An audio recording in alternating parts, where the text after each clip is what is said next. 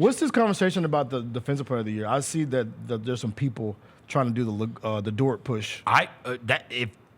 It's funny that it's happening now because we gave predictions, me and Jacoby did, about a month ago, and I said, you mark my words, this thing is all up in the air since Wemby went out. Yeah. You watch. There will be a Lou Dort push for this. I saw it yesterday. I was like, oh, they're doing this late, huh? A late Dort push. And I thought, look, I said it a month ago that this would happen. Yeah.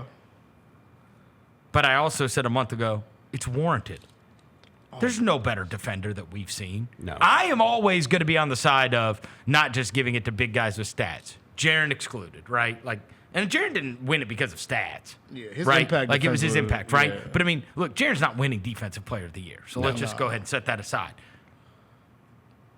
They very, very rarely give it to perimeter guys.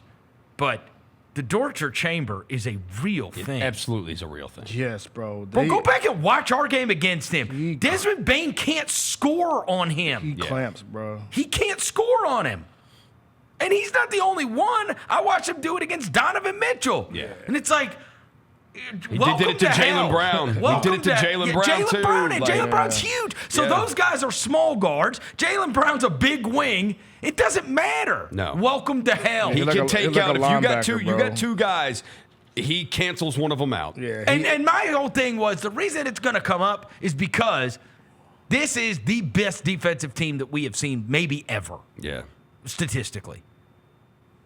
And though I have had my battles with Oklahoma City fans, I also realize that they are small market brethren. And in the end, though we could fight amongst each other and be jealous of each other at times and whatever else, what I can tell you is I do always favor the small market guy getting his just desserts. Yeah. Because it was me who was on this very show years ago when the Grizzlies were the 2nd seed and, Taylor Jenkins isn't getting Coach of the Year because Goofy Monty Williams is getting it, which, how does that look now?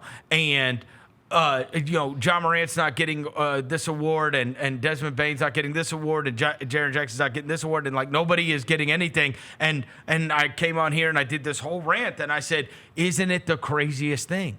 They have the 2nd best record in the entire NBA, and nobody is responsible for it, right? Now, look, in the end, they're going to get their just desserts because SGA is going to win the MVP. Yeah.